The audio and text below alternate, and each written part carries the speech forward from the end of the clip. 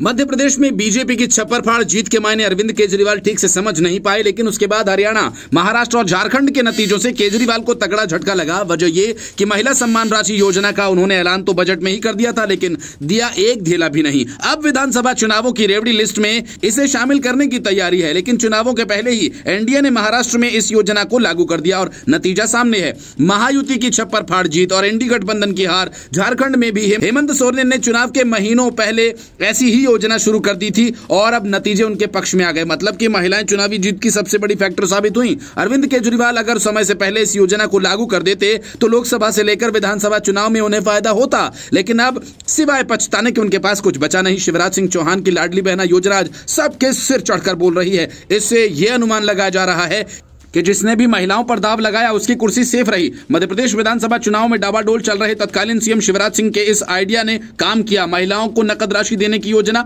Election से ठीक पहले मुख्यमंत्री लाडली बहना योजना को लॉन्च किया। नतीजा यह रहा कि शिवराज सिंह चौहान न सिर्फ चुनाव जीते बल्कि ज्यादा मजबूत स्थिति में बनकर उभरे। इसी दौरान राजस्थान और छत्तीसगढ़ की सरकारों ने ऐसे किसी आइडिया पर काम किया नहीं और सब कुछ ठीक रहते हुए रिजल्ट बिल्कुल उलट आए। मध्य प्रदेश की लाडली बहना योजना से सीख लेते हुए महाराष्ट्र की एकनाथ शिंदे सरकार ने लाडली बहनी योजना शुरू की और झारखंड की हेमंत सोरेन सरकार ने मैया सम्मान योजना लॉन्च की और दोनों ही योजनाओं में महिलाओं को हर महीने एकमुश्त नकद राशि देने की गारंटी दी गई। खास बात यह कि दोनों ही योजनाएं चुनाव से ठीक पहले शुरू की गई और कहा जा रहा है कि इसी का नतीजा कि दोनों ही राज्यों में महिलाओं का एकमुश्त वोट सत्ताधारी पार्टियों को मिला और इसका नतीजा महाराष्ट्र में एकनाथ शिंदे और झारखंड में हेमंत सरकार अपनी कुर्सी बचाने में कामयाब रहे। और ऐसी बात नहीं है कि मध्य प्रदेश, झारखंड, महाराष्ट्र में विपक्षी पार्टियों ने ऐसी योजना को अपने चुनावी घोषणा पत्र में शामिल नहीं, मगर महिलाओं ने सत्ता दल पर भरोसा जताया और मध्य प्रदेश में 1000 महीने से शुरू हुई ये योजना 2100 तक पहुंच गई है।